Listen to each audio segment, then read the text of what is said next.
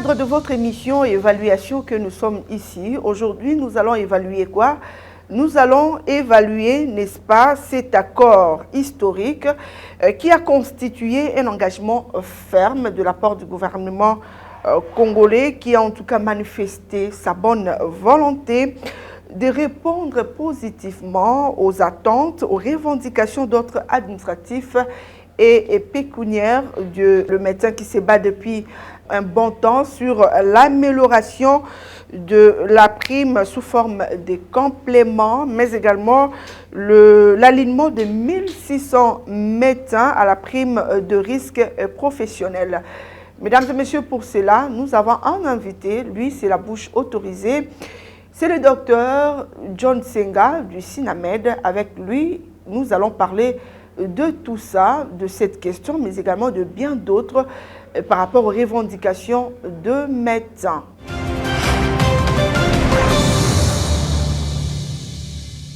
Docteur Senga, d'entrée de jeu, parlez-nous en tout cas brièvement de l'historique du SINAMED. Comment est-ce qu'est né SINAMED et quelles sont vos missions?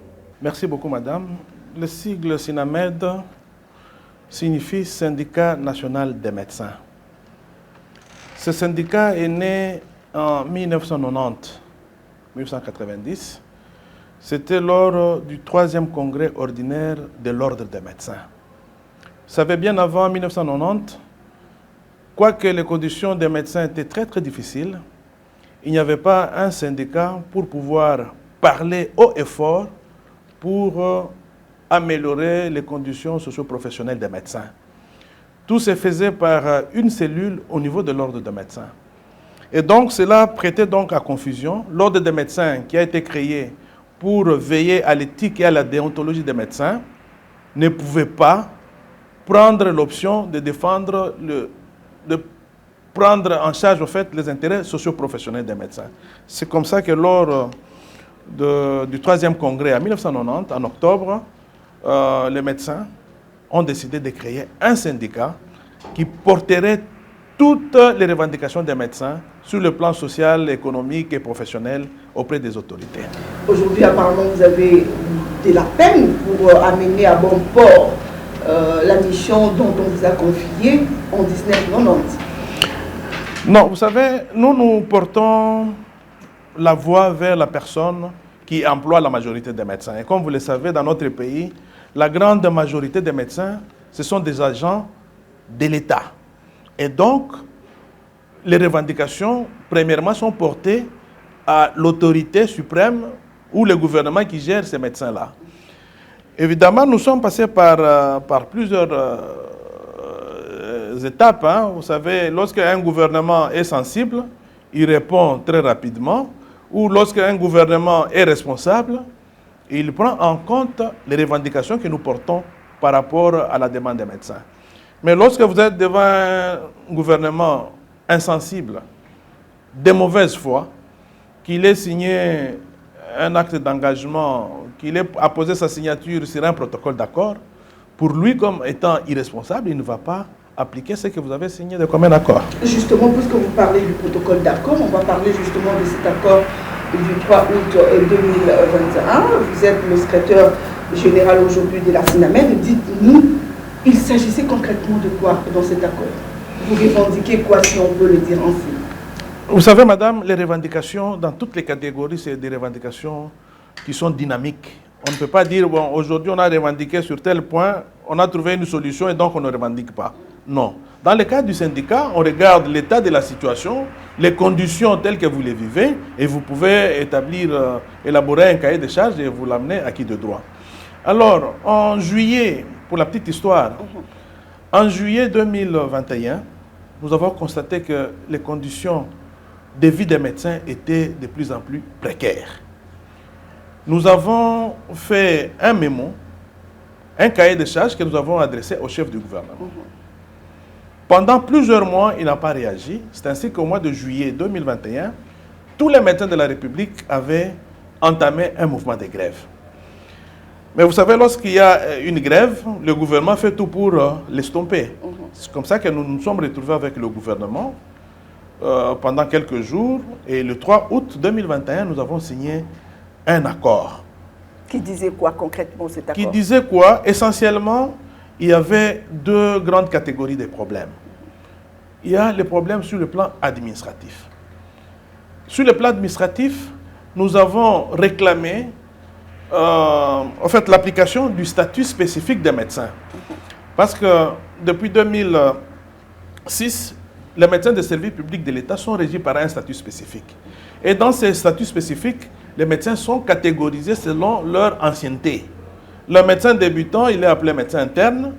Celui qui vient, c'est le médecin junior, le médecin régent, le médecin résident, le médecin chef clinique et le médecin général. C'est celui qui aura au moins accompli minimum 20-24 ans de profession médicale.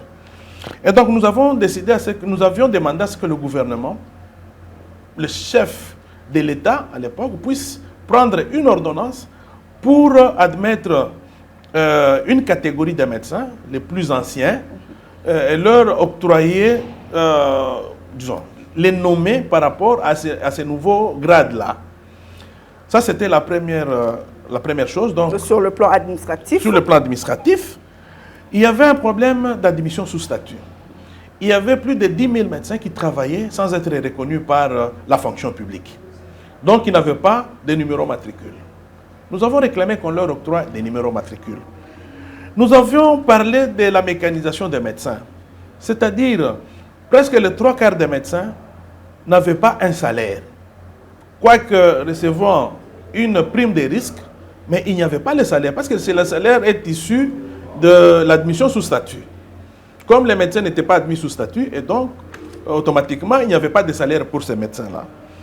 Nous avions donc parlé de la régularisation de certains dossiers administratifs des médecins. Vous savez, depuis 2019, le Premier ministre Tchibal avait pris un décret pour nommer certains médecins à des grades, notamment le médecin junior et le médecin régent. Ça a été fait, mais il n'y avait pas de document officiel.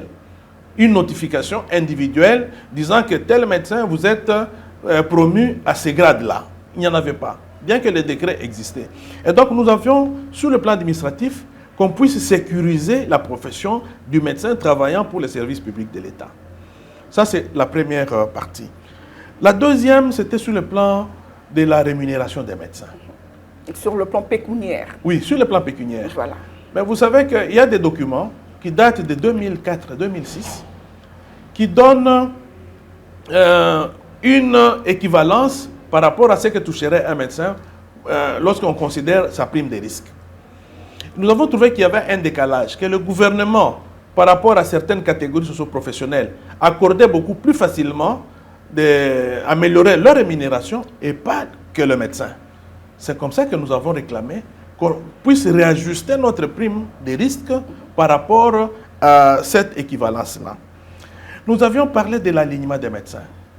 Vous savez, il y a, dans toutes les provinces, on engage des médecins.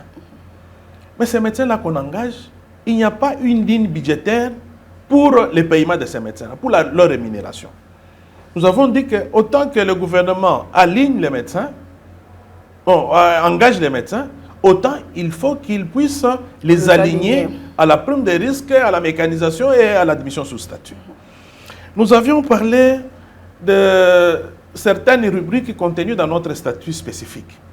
En fait, il y a des avantages sociaux, il y a des allocations qu'on peut accorder aux médecins qui sont consignées dans ces statuts spécifiques.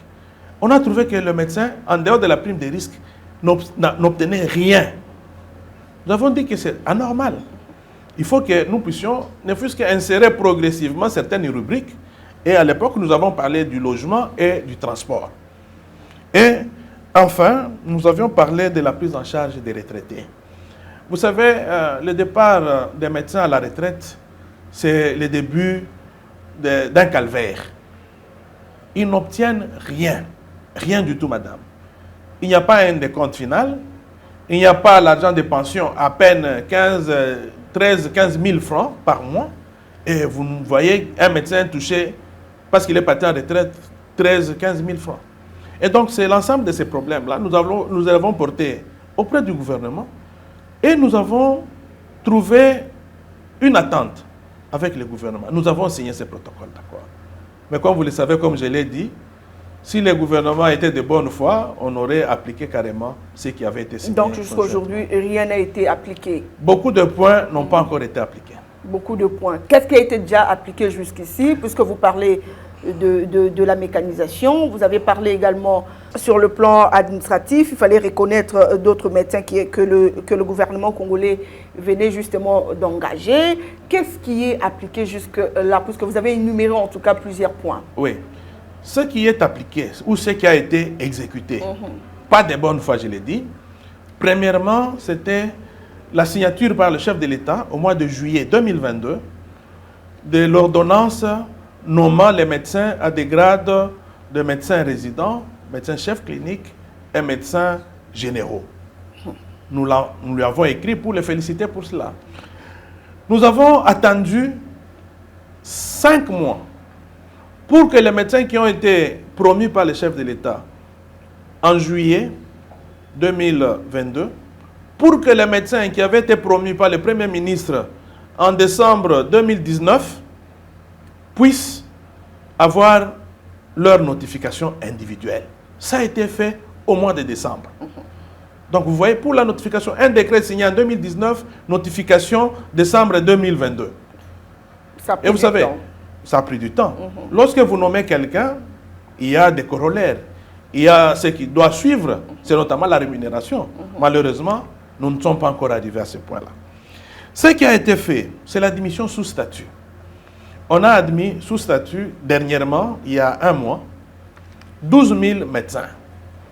Nous avons écrit pour féliciter le ministre de la fonction publique pour ce faire. Et nous attendons les effets qui doivent accompagner cette admission sous statut, c'est-à-dire la mécanisation de ces médecins. Avec le gouvernement, nous avions pris l'option de mécaniser, ou que le gouvernement devait mécaniser chaque trimestre 1000 médecins, c'est-à-dire accorder un salaire à ces médecins-là. Mais aujourd'hui, nous n'arrivons pas encore à le faire. Quant à la prime des risques professionnels des médecins, c'est vrai que le gouvernement avait bougé un tout petit peu en octobre 2021. Mais vous voyez, avec le pouvoir d'achat actuellement, les médecins ont perdu 45% de leur pouvoir d'achat, ce qui fait un problème. En ce qui concerne l'alignement, je vais terminer par là. Allez-y. C'était écrit noir sur blanc que chaque trimestre, le gouvernement devait aligner 800 médecins. Depuis le début de cette année, il n'y a aucun médecin qui a été aligné. Par exemple, nous sommes déjà au 3e trimestre. Voilà un peu le ras-le-bol que les médecins ont par rapport à leurs revendications qui devaient être exécutées de bonne foi par toutes les parties, c'est-à-dire du banc gouvernemental au banc syndical. Puisque nous parlons de problèmes pécuniaires de médecins, essayez un peu de nous expliquer, le secrétaire général que vous êtes, combien touche aujourd'hui un médecin? Mais avant de répondre à cette question, dites-nous, quand vous parlez de médecins résidents, chefs de service, généraux et consorts, et puis le médecin senior, qui est considéré comme médecin senior, qui est considéré comme médecin résident? Essayez un peu de nous expliquer, puisque nous voyons que la blouse blanche, souvent, on a du mal en tout cas à vous distinguer. Voilà. Voilà, merci beaucoup madame, c'est une question pertinente. Alors, lorsque un médecin est commissionné, c'est-à-dire qu'il est engagé, il est engagé au grade des médecins internes. Logiquement, le grade des médecins doit pouvoir évoluer tous les 4 ans. C'est-à-dire, lorsqu'un médecin interne travaille correctement avec une appréciation par ses chefs, il doit pouvoir gravir un grade en plus après 4 ans. Et là, il devient médecin junior. Après avoir exercé pendant 4 ans... de NU, des nouvelles unités à la fonction publique, chez vous, c'est les médecins internes? Non, non, pas seulement. Parce qu'il y a des NU qui devaient déjà être des médecins généraux. Parce qu'ils ont travaillé pendant autant d'années, mais ils n'ont jamais été reconnus et admis sous statut. Et donc, deuxième étape, deuxième grade, c'est médecin junior. Durée 4 ans. Après médecin junior, c'est médecin régent. Là aussi, le médecin va passer 4 ans. S'il est apprécié par ses supérieurs avec une cotation, il va passer médecin résident. Après médecin résident, c'est médecin chef clinique. Et enfin, médecin général. Vous voyez que de médecin interne à médecin général, il faut au minimum 20 ans. Il faut au minimum 20 ans. Docteur John, vous n'avez pas parlé justement de la rémunération. Combien touche aujourd'hui le médecin interne, junior, régent, résident, chef clinique et puis généraux? Oui, je voulais d'abord dire que dans le plan de la rémunération, il y a ce qu'on appelle les traitements de base, les salaires, et puis il y a les primes et autres indemnités. Si nous parlons du traitement de base, ça c'est le traitement que tout le monde, dans tous les services de l'État, que les médecins perçoivent. C'est autour de 200 000 francs congolais. Ça c'est le salaire des médecins. Mais il y a ce qu'on appelle la prime des risques professionnels. Et là, le jeune médecin touche 1 450 000 francs congolais. Dans les 500 et quelques de l'or, voilà. Auquel le gouvernement a prévu de retirer 4% pour la CENSAP, la Caisse nationale de sécurité sociale pour les agents de services publics de l'État, auquel le gouvernement retire 3% d'IPR. Et voilà un peu. C'est vrai qu'à partir du mois de juillet, le gouvernement a ajouté à peu près 230 000 francs comme transport et logement. Comme transport et logement. Ouais. Vous voyez un peu les logements que nous, médecins, nous devons avoir, c'est des logements de 230 000 francs congolais. Est-ce que vos primes, ça représente 100 $. Voilà, vos primes également varient par rapport à des hôpitaux où il y a un prime uniforme pour tous les médecins? Il y a des primes uniformes par rapport au grade, les primes des risques. Mais maintenant, il y a les honoraires que les médecins ont dans chaque hôpital et les honoraires dépendent de chaque institution hospitalière. Voilà. Le docteur John Senga, on va parler également de cette loi qui dérangerait plus d'un médecin, la loi Guy Mafuta. En quoi ça vous dérange aujourd'hui? N'est-ce pas que ça serait également trouver une solution pour vous, alors que chaque fois vous êtes dans le rue de Kinshasa, même à l'intérieur, revendiquer. Si aujourd'hui on vous demandait de ne plus revendiquer et que les choses allaient se passer dans le calme, en quoi ça vous dérange? Madame, je vais vous donner un exemple, vous allez comprendre. Vous avez laissé le robinet ouvert, la baignoire est remplie, commence à déverser de l'eau sur le pavé. Qu'est-ce que vous allez faire? C'est de commencer de prendre un seau, de commencer à vider la baignoire ou bien de fermer le robinet. Il faut fermer le robinet, bien évidemment. Il faut fermer le robinet, bien sûr. Et donc, je pense que Guy Mafuta aurait dû connaître d'abord, parce que nous l'avons reçu ici au siège. Nous avons parlé des problèmes qui assaillent les médecins, qui dérangent les médecins, qui rendent leur vie précaire. Nous avons parlé avec lui. Là, c'était avant cette proposition de loi. Pendant qu'il était en train de le faire en 2021 ou 2022. Nous l'avons reçu ici. Nous avons parlé. Nous avons dit tout simplement que les problèmes des médecins sont connus. Vous voulez qu'il n'y ait pas de mouvement de remous sociaux dans le secteur de la santé? Payez correctement les gens. Mais maintenant, lui dit non, le gouvernement peut payer autant qu'il veut, mais que les médecins ferment leur bouche. Là, nous disons non. La meilleure solution de fermer la bouche des médecins, excusez-moi du terme, c'est de payer convenablement les médecins. Il y a de ceux-là qui disent que Sinamed, justement, est en train de chercher à entrer en guerre avec ses députés, tout simplement parce qu'il y aurait beaucoup de médecins qui n'auraient plus du boulot, c'est-à-dire dans le cadre du Sinamed. Non, vous savez, le Sinamed, le syndicalisme est consacré par notre Constitution. Voilà. Donc, quoi qu'il en soit, à moins que ce soit un pays dictatorial, donc les syndicats vont continuer à vivre, tant que c'est un pays démocratique. Et lui, en tant que... Je m'excuse beaucoup, madame, je pense qu'il est élu du peuple. Il y a des médecins qui l'ont élu. Est-ce qu'il s'occupe de la vie sociale de ces médecins-là? Ils connaissent dans quelles conditions les médecins travaillent? Est-ce qu'il a été visité à Chikapa là-bas, les hôpitaux de Chikapa ou les centres de santé? Non, je pense que ça c'était un raccourci pour essayer de rendre le médecin muet. Et les médecins se sont confiés au Sinamed et nous portons leur voix. Nous disons oui pour toute loi qui améliorerait les conditions des médecins. Pas une loi qui va museler les médecins. Ça, nous refusons aujourd'hui et nous le refuserons demain. Aujourd'hui, vous le refusez et vous le refuserez également demain. Docteur John Tsenga, le SINAMED n'est pas seulement un syndicat de revendications, c'est aussi un syndicat social. Dites-nous où vous en êtes avec le crédit véhicule.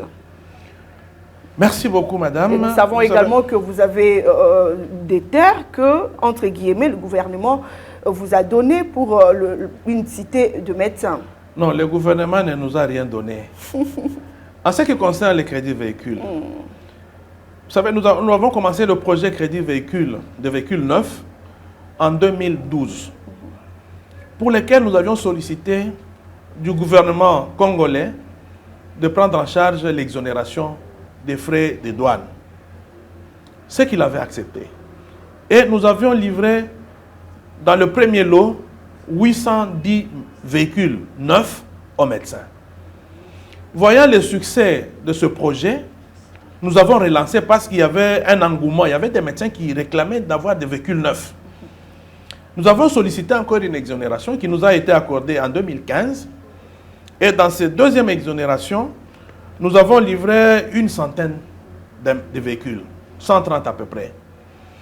Et là, nous étions encore, à un certain moment, comme vous le savez, en 2019, on avait suspendu toutes les exonérations. Le chef de l'État nous avait invités lors des consultations nationales. Nous lui avons parlé de ce problème-là. Il a été sensible. C'est comme ça que l'année passée, le ministre des Finances nous a encore réaccordé cette exonération-là. Mais pendant que nous étions encore en train de bénéficier des premiers fruits de cette exonération, et voilà que l'IGF s'en mêle pour mettre fin à cette exonération-là. Mais qu'est-ce qui s'est passé? Vous n'étiez pas en règle ou il y a eu d'autres médecins qui se sont plaints par rapport à ce qu'ils ont donné pour avoir justement ces véhicules? Mais avant de répondre à cette question, Dr Tsenga, dites-nous, c'était quoi les conditions pour qu'un médecin puisse avoir ces véhicules-là? Oui, comme je l'ai dit, il y avait une exonération. Mais le véhicule était payé, donc hors taxe, par le médecin. Ce n'est pas que le gouvernement nous a donné de l'argent pour payer ces véhicules-là. Le gouvernement nous a aidés à ne pas payer les taxes et la douane. Voilà, la liste, nous avons la liste de tous les bénéficiaires qui peuvent être contactés. Et moi, j'ai encore un véhicule qui roule. Jusqu'aujourd'hui, ça fait 10 ans que je l'ai. C'était quoi la condition? La condition, c'est d'être... L'exonération du côté gouvernement. Chez vous, le médecin, c'était quoi? Le médecin devait prendre un crédit à la banque. Et à l'époque, c'était la BIAC qui nous a accompagnés dans cette réalisation. Donc, le médecin demande un crédit dans une banque quelconque. La banque met à la disposition du concessionnaire, et nous avons travaillé avec CFAO Motors, il lui donne l'argent par rapport à la demande du médecin. Il y a des médecins qui avaient demandé des Prado. Il y a un gap entre l'argent sollicité à la banque et le prix du véhicule. Et donc le médecin lui-même devait suppléer le gap entre l'argent accordé par la banque comme crédit et le prix du véhicule. Ce que nous avons fait, et nous avons toutes les données avec nous, la DGDA qui surveille au départ et même à l'arrivée, même des contrôles a posteriori, la DGA peut le témoigner. Donc nous faisons du travail en professionnel. Mais en quel moment l'IGF s'est invité justement dans cette affaire, puisque nous savons que l'inspecteur général de finances fait bien son travail, il est en tout cas loué par la population quinoise et les Congolais en général. Quand est-ce qu'il s'est mêlé justement de ces problèmes? Est-ce qu'il y a eu des médecins qui se sont plaints par rapport à votre gérance? Non, il n'y a pas de médecins qui se soient plaints. S'il y avait des médecins qui s'étaient plaints, soit qu'ils viennent nous voir, soit qu'ils passent à l'ordre des médecins, qui s'occupe de la déontologie et de l'éthique, soit il y a les cours et tribunaux. OK? Mais maintenant, nous étions encore en train de vouloir dédouaner 2 véhicules, dont un véhicule d'un professeur d'université. C'est pendant que nous étions en train de faire les démarches pour dédouaner les véhicules que l'inspecteur général des finances prend la décision de ne pas accorder l'exonération. Nous l'avons écrit et nous avons écrit pour demander officiellement une audience pour que nous puissions discuter avec lui. S'il veut un contrôle a posteriori, ben, il peut venir, nous sommes là. Et il peut aller même dans les hôpitaux, voir les médecins qui ont... Donc depuis lors, cette action s'est arrêtée. Bon, nous avons écrit à l'IGF il y a quelques jours et nous attendons sa réponse. Voilà, ils ont écrit à l'IGF, ils attendent la réaction de cette institution. Et en ce qui concerne le crédit immobilier. Oui, nous avions initié un projet de construire des maisons dans un site vers Kinkole. Il y a déjà une soixantaine de maisons presque totalement achevées. Il y a déjà des médecins qui vivent là-bas. Okay. Donc c'est un projet totalement social et pour lequel nous voudrions vraiment l'accompagnement du gouvernement. Nous avions un autre site, toujours vers Nsele, où nous cherchons des gens pour nous accompagner. Parce que construire une maison avec l'argent de la prime des risques, vous voyez que vous allez mettre votre propre vie en danger. Bon, s'il y a des banques qui peuvent nous accompagner, là nous sommes disposés à pouvoir accepter cela. Donc, il y a actuellement plus de 10 000 médecins à Kinshasa, dont 98% sont des locataires. 98%. Nous voulons que le chef de l'État, qui a mis dans son programme social justement l'habitat, je pense que le chef de l'État peut prendre d'autorité s'il le veut bien. Qu'est-ce qui bloque alors, Dr Senga, puisque vous avez déjà commencé une soixantaine de maisons déjà construites, et qu'est-ce qui bloque? Bon, sur le site de la cité des médecins à Kinkole... Si pour les véhicules, l'IGF a demandé à ce qu'on arrête, et pour les maisons, qu'est-ce qui bloque? Mais là aussi, il faut prendre un crédit, madame. Okay. C'est-à-dire qu'il faut se faire accompagner par une banque. Le premier projet, il n'y a aucune banque qui avait accepté de nous accompagner. Et donc, nous avions fait une sorte de mutualisation. C'est-à-dire que chaque souscripteur verse de l'argent dans un compte qui va aider à construire progressivement les maisons. Donc, nous n'avions pas un crédit pour construire d'emblée et que les médecins puissent payer à tempérament. Donc, c'est arrêté parce que les médecins n'ont pas eu à souscrire assez. Non, ça continue jusqu'aujourd'hui. Il y a des médecins qui continuent à payer. Mais le seul écueil, nous l'avons dit au chef de l'État, c'est que si on peut nous arranger la route d'accès, si on peut nous aider à électrifier la cité, si on peut nous permettre d'avoir de l'eau du robinet, je pense que ça sera un bon coup social du chef de l'État ou du gouvernement. Déjà par rapport à vos demandes, vous avez des difficultés pour qu'ils répondent directement. Vous pensez que lorsque vous écrivez comme ça, vous lancez un tel message, le gouvernement va s'exécuter? Mais la charge du gouvernement, c'est quoi? Ce n'est pas seulement s'abattre sur la petite rémunération des médecins, retirer l'hyper. Okay? La charge du médecin, c'est d'améliorer le social.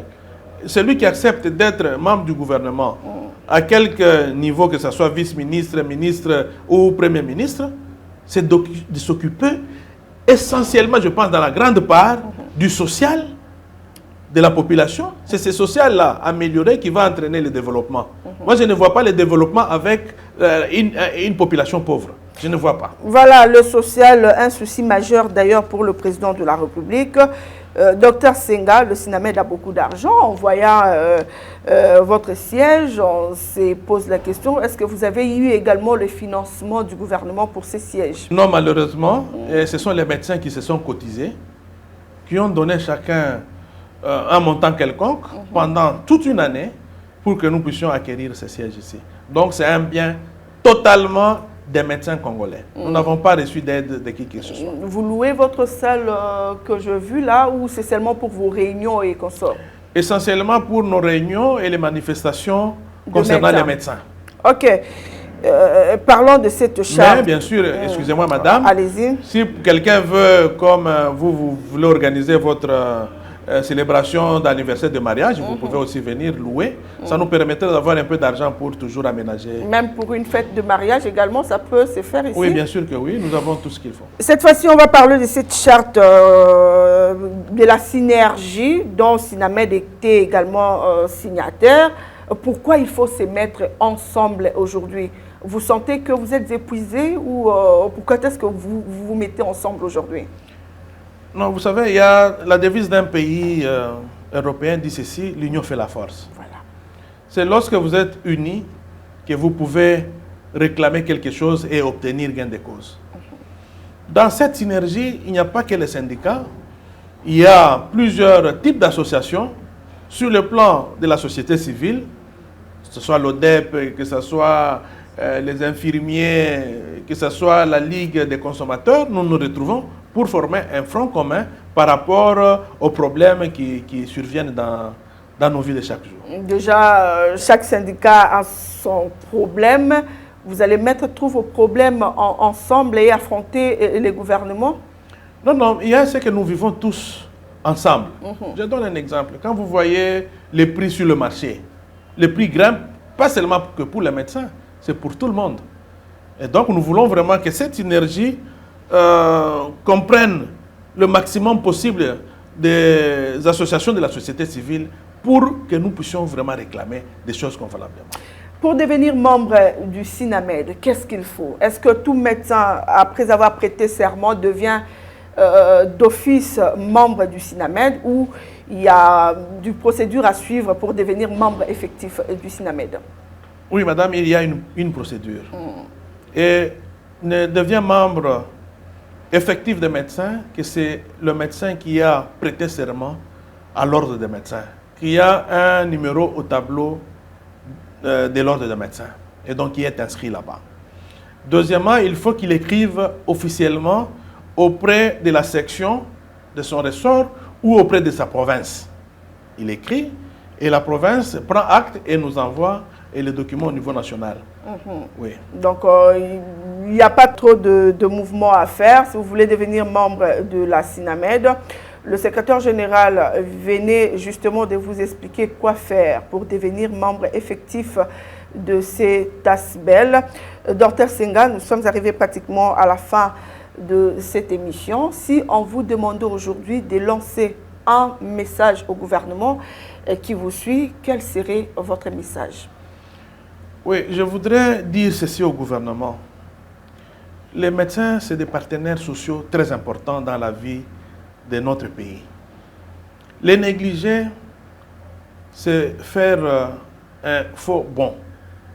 Négliger un médecin, c'est négliger la population. Prendre en charge correctement le médecin, je pense que c'est déjà prendre en charge une bonne partie des problèmes de la population. Ce que j'ai dit au gouvernement, par les temps qui courent, c'est le respect de ses engagements. Si le gouvernement respecte ses engagements, s'il peut même anticiper pour d'autres engagements à venir, tant mieux. Et je pense qu'il y aura accalmie dans la corporation médicale. Voilà, nous sommes arrivés à la fin de cette émission. C'était Évaluation. Nous étions aujourd'hui avec le docteur Senga, John Senga. Il est secrétaire général au sein du syndicat national de médecins. Avec lui, nous avons soulevé en tout cas plusieurs questions liées au statut social de médecins. Il s'est exprimé, vous l'avez donc écouté. C'en est fini pour aujourd'hui. Le rendez-vous est pris pour la semaine prochaine avec un autre invité, certainement autour d'autres questions. Portez-vous bien.